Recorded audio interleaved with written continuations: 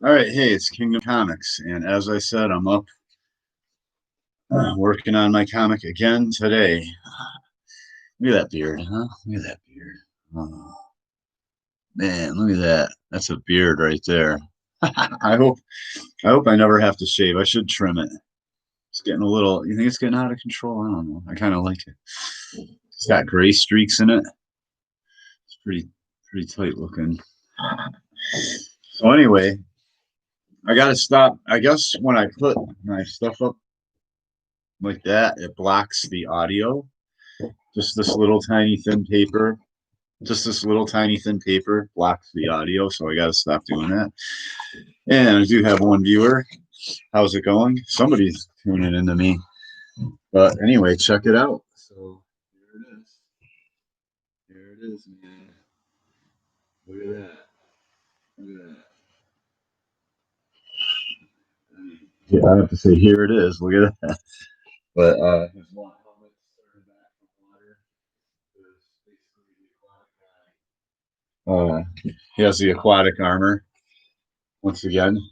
So anybody, in case anybody's tuning in for the first time, there's the aquatic armor, and it can look like water. He can like totally make himself like blend in with water. So I have to draw those effects. So like he pops up.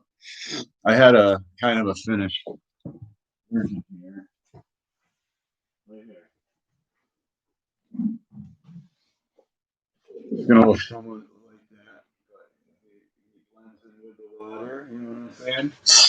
And so he'll be coming up. He'll look like he's blending in with the water.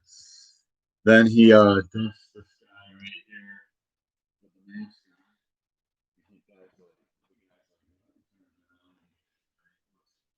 guys like, or I'm sorry, I gotta continue telling, or I gotta hold out here. So this guy with the mask right here gets dusted from behind by the water, the aquatic guy,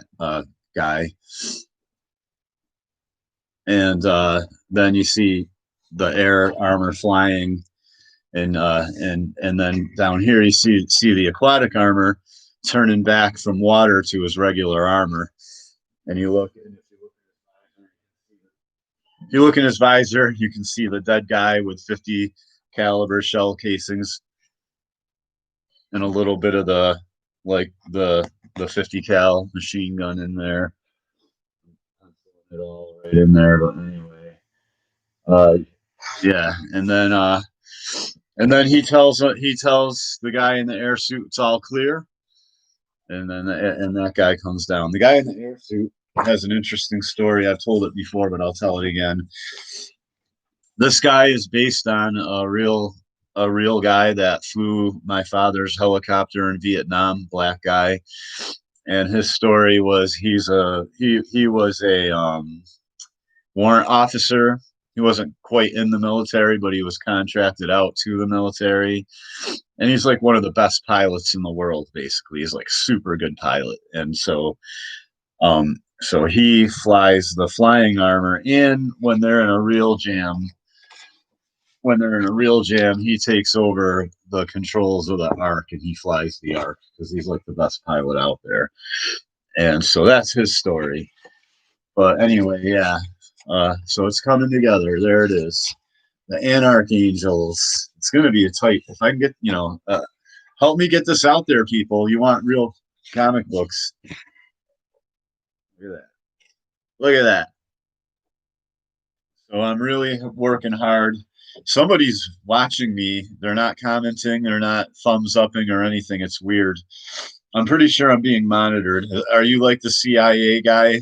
Are you like the NSA guy or something that's assigned to watching me? But I'm pretty heavily yeah. I think the pros in the industry, a lot of them know who I am now, and they don't want me in the reindeer games a lot, and they're not going to mention. They know who I am.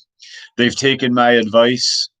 I'm not going to name names, but basically one of the kingpins of Comicsgate, who's like making toys now, took all my advice and comics. Like and I can prove it. I'm not just talking smack. Like I went on his channel and was like, dude, you got hundreds of thousands of followers, or you got like 100,000 followers, and all you do is complain about the SJW. Here we go. Every time I podcast, he does it all day long. Hey, hey, hey, that's enough. Hey, come on, that's enough. Lay down. Thank you. Yup, good boy. No, good boy. But I hear you. I hear you. Yup, there's no threat. Trust me. So the point is I commented on his videos. I started saying, dude, you got this is the mentality of Americans. I was like, dude, you got like 100,000 followers on YouTube. I went to several of the main guys, the biggest guys in comic books. Go look at their channels. Just type in comic books and indie, you know what I mean, and on YouTube, and the biggest channels, basically some of the biggest channels. I went to all their uh channels and I started commenting in the chat and on their videos like, hey, and I know they know who I am. And they're like, hey, and they won't mention me. But I was like, you guys got like hundreds of thousands of followers. Hey, Rebecca. Hello. Thank you. Thank you, Rebecca. Thanks for the thumbs up. And I started saying, you guys, all you do is you got like you got some of them were in mainstream comics and worked for DC and stuff like that. And I was like, you already have thousands of comic fans, if not tens of thousands. You've got tens of thousands or over 100,000 subs, and all you're doing is on here complaining about SJWs. And I said, well, here, I'm making a comic book. And I said, and you guys should be making comic books. And they did. And they're all making hundreds of thousands of dollars now. They literally, and I'm telling you this, you can't make this. I can prove this by going back to when they didn't have comic books and showing you my comments on their channels.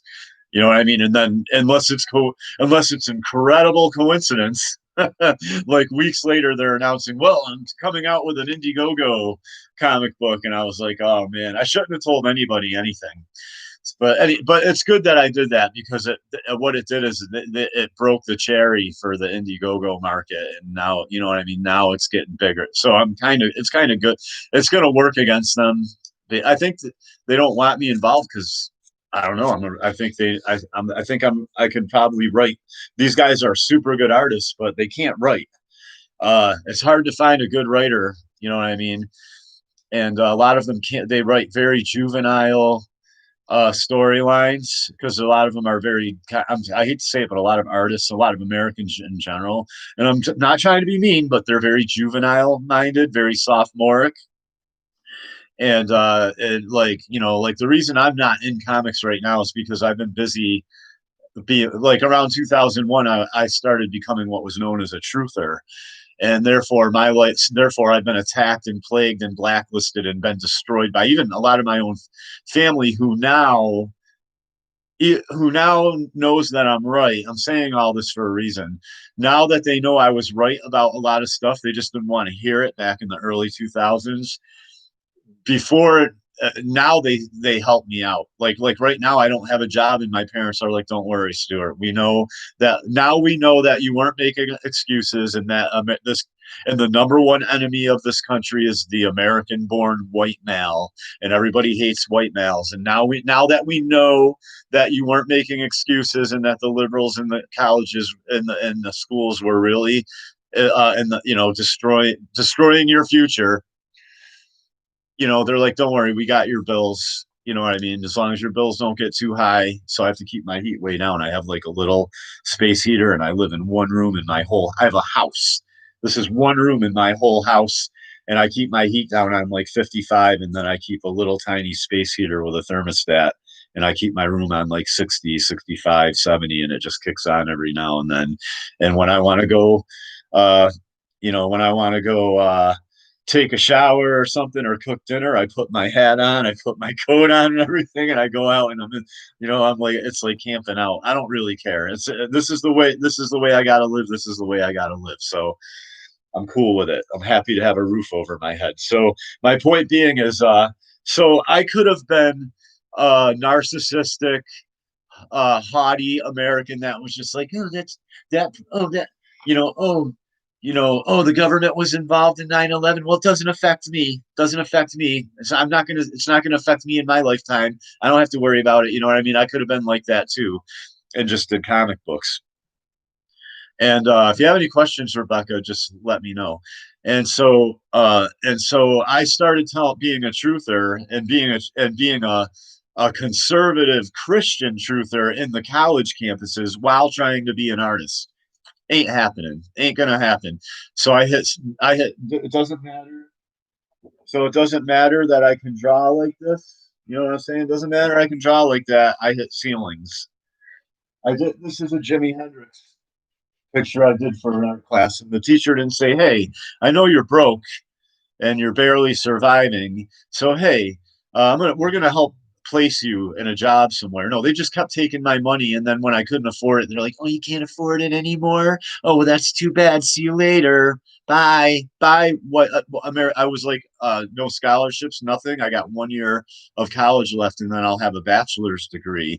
But I just have no money, and they were just like, "Oh, too bad. Sorry, bye." After I've already paid like 55, $60,000 into that school. And I was like, and my dean literally said to me, you're a straight, you're not a homosexual, you're a straight white American male. He's like, I can maybe get you $1,000. I was like, $1,000. He was like, yeah, that's about all I can do for you. The dean said that right to my face. He said he probably read some of my papers. They were like, this kid's writing. He's like, this kid's a white supremacist, because I was writing about how the country hates white American males, and they were giving me assignments.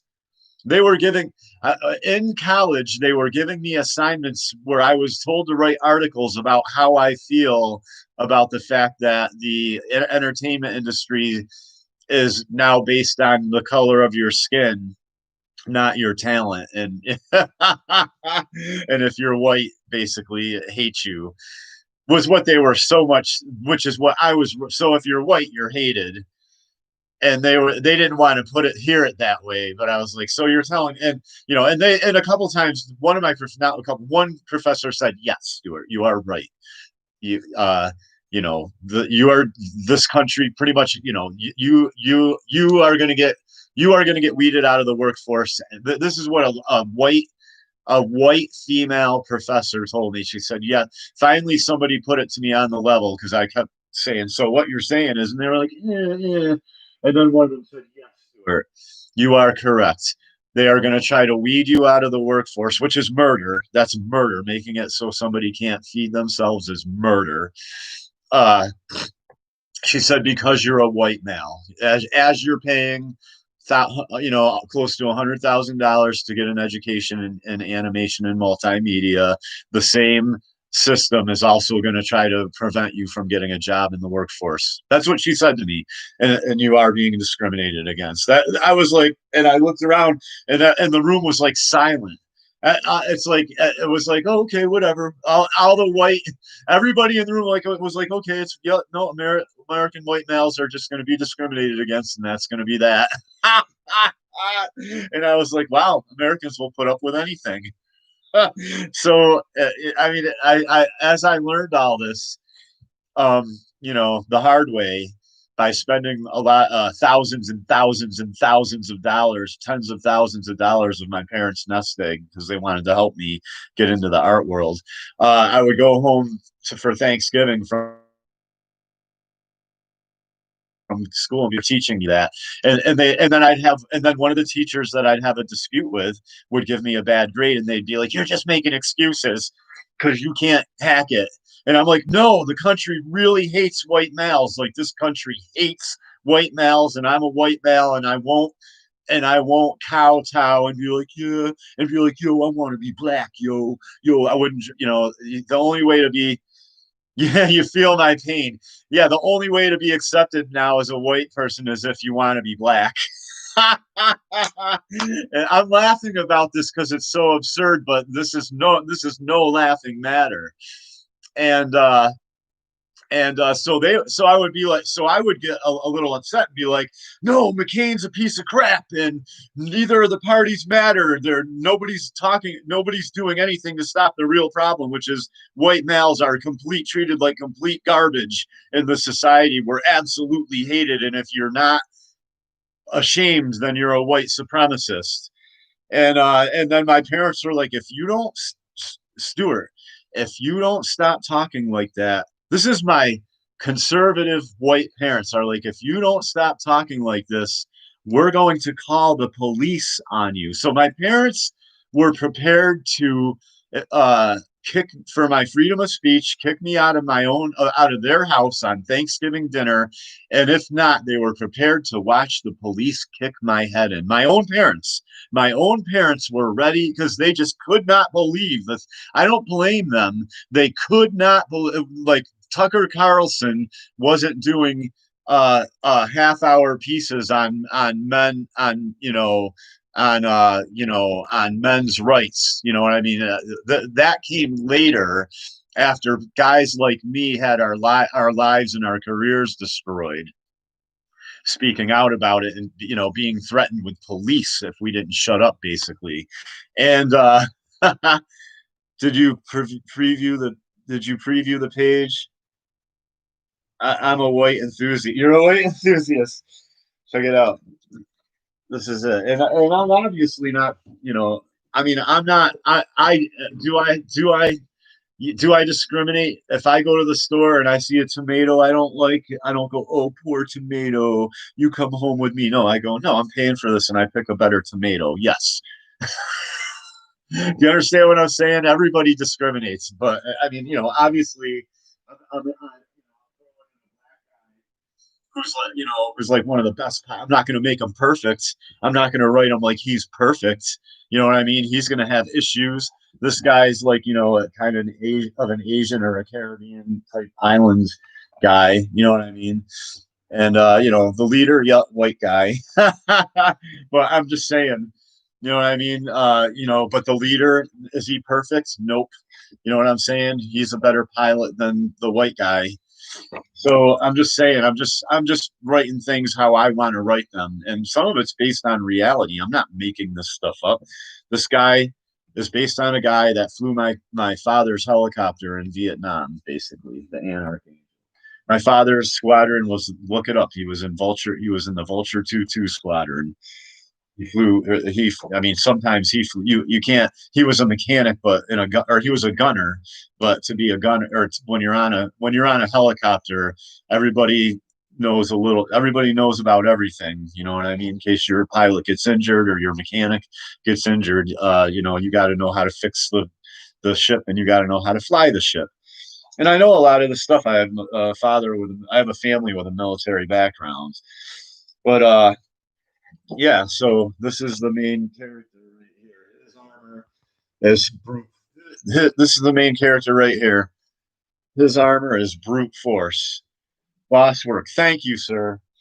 And I'm gonna have an Indiegogo soon. And this is page 2 right here. See, this is the guy with the machine gun. Coming out of them. Well, water and blood.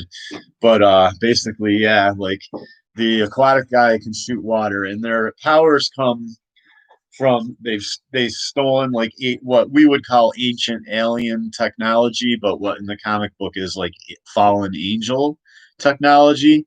So like the leader is like, they're all ordained by God, but the leader's ordained by the commander's ordained by God. He starts it all.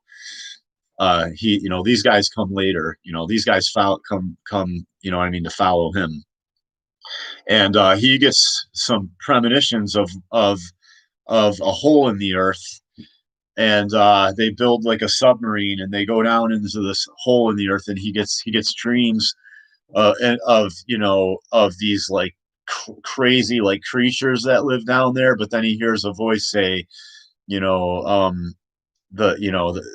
will he hears the voice say something. I haven't quite written it out exactly how it goes yet, but he's told by God that God will draw the enemy away so they can go down in there, and they have a certain amount of time to grab whatever they can, get it on their submarine, and get the hell out of this cave. It's like a cave. It's like a hole in the earth, because this is based on flat Earth and hollow Earth, if you really want to know.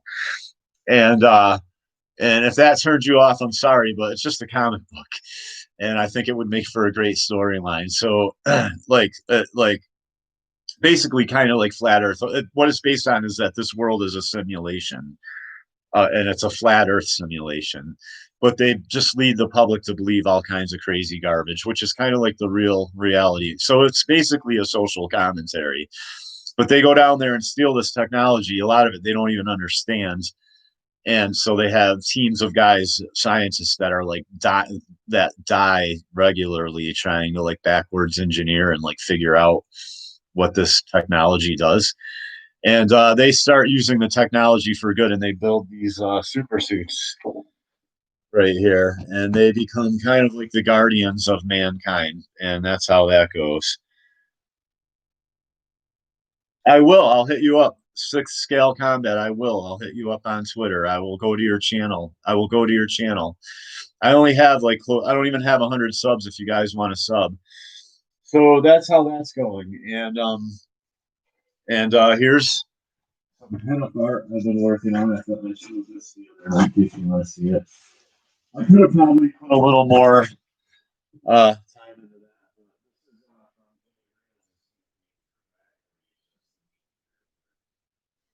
So all I have to do is with this week, by next week, I'm going to have basically these pages and a couple other pages penciled out, and then I'm going to have at least 2 or 3 pages inked, and then I'm gonna I got my kneaded eraser in my hand because I'm getting ready to draw today, and and but yeah, but I'm gonna start an Indiegogo campaign, and I hope it goes well, and I hope I don't get sabotaged. I hope the pros help me out when I get like a lot of these pros that will help other that will promote other Indiegogo campaigns and other artists. I'm hoping that they will, I'll write them emails and send them links, and I'm hoping when they see my Indiegogo, if they're going through that they'll, all these people that are doing, these bigger channels that are involved in comic books on YouTube. I'm hoping that they will promote my project and help me. And I'm gonna just get better and better. My art is if I start drawing comic books full time, the art's pretty good now, but the artwork's just gonna get better and better and better. So, dang, thank you, Rebecca. Yeah, I know. I'm trying to get more. Not all the pros are. I mean, if you want to look up, I got to return the favor. If you want to look up Page One Comics with Jimmy Reyes, he is a professional that works with the likes of David Finch, and he has open mic every weekend. You can go on your show, and you can promote your own stuff. You don't even have to promote his stuff. I did the pinup for Dragon Rage just basically out of appreciation to him because he's the first person that has given an undiscriminatory open door regularly every week for anybody who wants to break into comic books to get in. Because yeah, I mean, back in the day, you could just walk into Marvel or DC, right, and show them your work. But as things progress, they got more exclusive and more exclusive to the point where I think it's all mostly in-house hiring, and hiring friends and friends of friends and cousins and family members or whatever, keeping it all in the family, like the Casadas and the Kuberts and all that. And keeping the trade secret, basically all the trade secrets. But that's all changing now. I mean, unless you were, if my mother thought comic books were, if the schools would have been like, no, your kid could make a really good living doing comic books, and he's got the interest and he has some base talent, he has some innate talent. Then my mother might have actually taken an interest in driving me all over the East Coast, Boston, New York, Florida, North Carolina, to hit up all these conventions and to and ask and ask these artists, hey, can you help, give my kid some pointers, help my kid, you know what I mean? But my parent, but and once again, all the kind of abstract liberal art world frowned on comic books, which was a masculine white male dominated trade, and wanted to paint cows and self portraits and abstract art and once again, I have some appreciation for that type of stuff, but they did not, like, so once again it was like, uh doomed from the start. But that's all changing now. And I'm only 50. I got a good another 20 or 30 years that I could do hundreds of comic books in that time. So, you know what I mean? So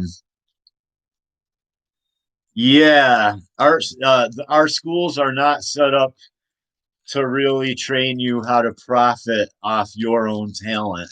They're set up to show you to get you working, to make you a worker bee for the establishment that already exists, that's been monopolizing and dominating everything and ruining everything now for the past 40 or 50 years, 60 years. And now people are getting tired of it, and like all these industries are failing. And I'm just trying to take advantage of the fact that everything that, like, there's all these alternate, like, independent or these, basically all these other alternatives are popping up. And like, you can't go to conventions anymore, so all these artists are going online, and they're opening up the market for Indiegogo crowdfunding campaigns, and making it more popular for people to just order your comic book online, I guess. And they're also starting alternate alternate, like, their own little companies. Like Jimmy Reyes, Page One Comics is trying to turn into a real publishing company where they have multiple titles and teams of artists putting out regular content. So that could grow into like a new Marvel or a new DC or a new Valiant type thing. So I'm basically, I'm feeling like my time is here.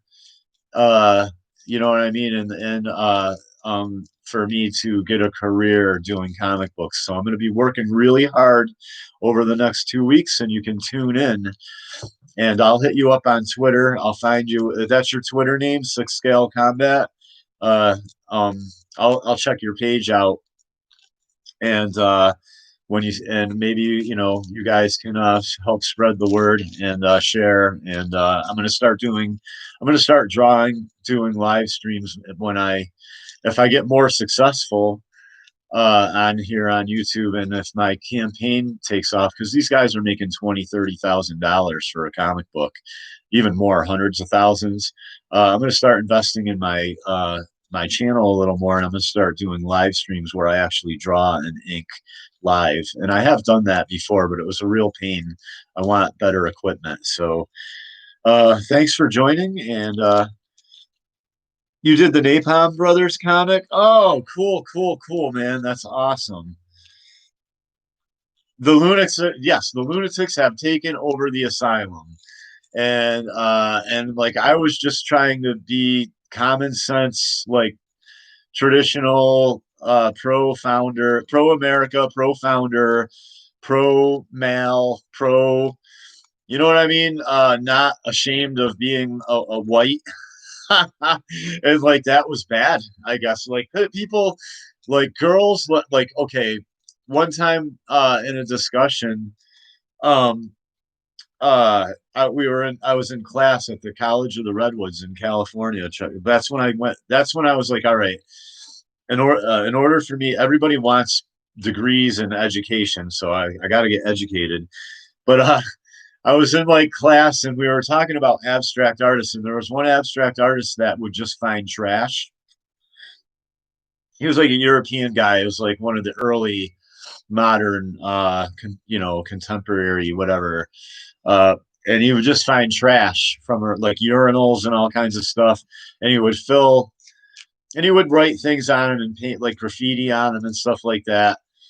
And he would sell, like, he would sell a urinal, dude. Like, he would have an exhibit and make money selling, like, you know what I mean, garbage and trash and urinals and stuff. And the teacher was like, "Is this, do you guys really just," he was just having a discussion. He was like, "What do you guys think? Do you think this is really art that this guy's getting away with just picking up trash and putting it in having art shows and selling urinals?" And I said, "Nah, not really. I mean, I don't see a lot of talent anyway. I mean, I guess it is art. It's a form of art." And this girl, like, was behind me, like 2 rows behind me, was like, "You don't know." She just, like, literally was like, "You don't know. You're nobody. You're nothing. You don't know anything. You're just a nobody. You can't say what's art and what's not art." And I was like, "Damn." She called me a worthless nobody, basically, in front of the whole class, and the professor didn't even care. I was like, you know what I mean? That was the type of treatment. That was how I was talked to, and that was how I was spoken to in college. And like, and when I was like, "No, my father has guns. I love guns. I like to hunt and fish." People were like, people are like, "Yeah." Like, I was looked at like I was like a giant two-headed purple, uh, you know, uh, like, you know, monster. And it definitely didn't win me friends. And so I was just like, whatever, man. Duchamp, man, six scale. You know your stuff. Duchamp, yes, I think that was his name. And whatever. I'm not trying to tell people what to do, but I'm not gonna be like, "Oh, Duchamp, oh, you know guns are free." Right, right. The police aren't here to protect you. The police work for the banks and the DMV, the motor vehicle, the registry of motor vehicle, or whatever they call it in your state, and the unconstitutional family courts. The police are not here to protect you. The only thing that's going to save this country now is basically guns, and basically all the men in the country, not just white, just all the men in the country squashing their little differences and stop being so ultra competitive, especially over women, that we can't get along and help each other, and taking back the country and taking the power back in this country, which is kind of what my comic book is about. And it gets really deep, to the point where, like, the main character contemplates whether he should have ever started another revolution, because, like, because the consequences are so bad. Basically, it sends the whole world into turmoil. But hey, they're not the schools and the foster homes aren't kidnapping and killing and eating. The Satanists aren't using. That's what the main character gets sick of, the way things are going in society. And so, which is the courts and taking everybody's children, and the foster homes taking children and his children. And then he finds out Satanists are behind it all, and they're like using the children, they're using the foster systems to, and the one single parent homes, to get the children vulnerable to being kidnapped and destroyed, basically, and eaten and killed in, like, satanic rituals. So, and then his children are taken, and so he starts the second revolution. And so basically, at this point, when he's in the Anarch Angels, uh there's like militia, like the first, like, comic book ends with him going to a mech battle, and with the Ark, they bring their ship in there, the Ark, and liberating a city that's under attack by a bunch of mechs. It's like a destroyed city, and they're all squatting and hoveling in destroyed buildings, kind of like Fallout or something, or like the video game, uh by what is it? What is it there? God, Half-Life. You know what I mean? And so the Ark shows up, and all the militia are in the buildings, like, yeah, you know what I mean? Like, and if you're worthy, you're allowed to go on the Ark. And when you go on the Ark, it's like paradise on earth, basically, in there. And so that's what cool, man. I'm glad we're on the same page, bro. And so that's basically like a rough summary of what goes on. And so basically, it's like post-apocalyptic, fall of America, and then then this like world government is trying to fully take over everything and just destroy humanity and enslave it forever. And it's basically takes place in the middle of the tribulation, if you know anything about the Bible. And so halfway through the tribulation, like basically the whole country is destroyed, and the Christians that thought they were going to be rescued by God are running around living like mice, trying not to be exterminated by, basically almost like the Capitol in the Hunger Games or something like that. You know what I mean? And so there's that. And I don't want to go on too long. It's like been a half hour now. I got to get to work. I got to start drawing. So thanks for tuning in. Thanks to Scale Combat and Rebecca and all the people for the thumbs up, and spread the word. And the Anarch Angels. It's a comic book by me, Stuart Michael Lewis. I'm the artist and the creator, and I'll be looking for writers and stuff to help. So people with talent, if people with talent, stay tuned, because if I start making, if I start getting campaigns on the scale of $100,000 or $200,000 for a comic book, trust me, I'm going to hire some talent, because it'll just make it better. That, you know what I mean? I'll find super talented people and I'll pay you. I'll be like, here's a check, here's a couple $1,000 or whatever. Here's $5,000. You know what I mean? Pay some bills. Write me.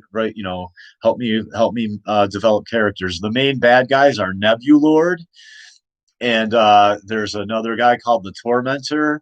Who tortures children mainly, but tortures people. There's so Nebulord is like from another dimension, that he's actually one of the people helping develop the technology for the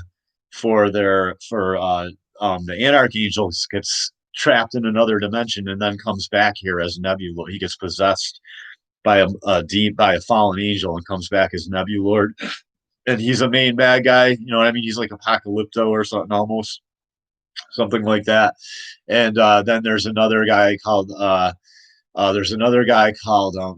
can't remember all my bad guys yet, but I got to start drawing some of them, the main bad guys. It's tough to come up with a whole like Marvel, almost like a Marvel universe, like your own universe, but I'm working on it. And anyway, till next time, this is Kingdom Comics, and thanks for tuning in. And I so appreciate any helps, even if it's just a thumbs up. Any help, if it's a thumbs up, you know what I mean, or a comment, or you know what I mean, or a share, or a like, or a share, or a spread, or just even coming on my show, giving me views. I appreciate it so much. I can use all the help I can get. Just thanks for tuning in, and I will check you out on Twitter Scale. If you need to tell me anything, I read all my comments. I only get like 1, 2, 3 comments here and there. I have another channel. If you want me to prove to you I've been doing this truth stuff for a while, go to my other channel. It's the MGTOW Misfit. Just type in MGTOW Misfit. MGTOW MGTOW Misfit. And you'll hear me talk about a lot of the stuff I just talked about now, except not comic books.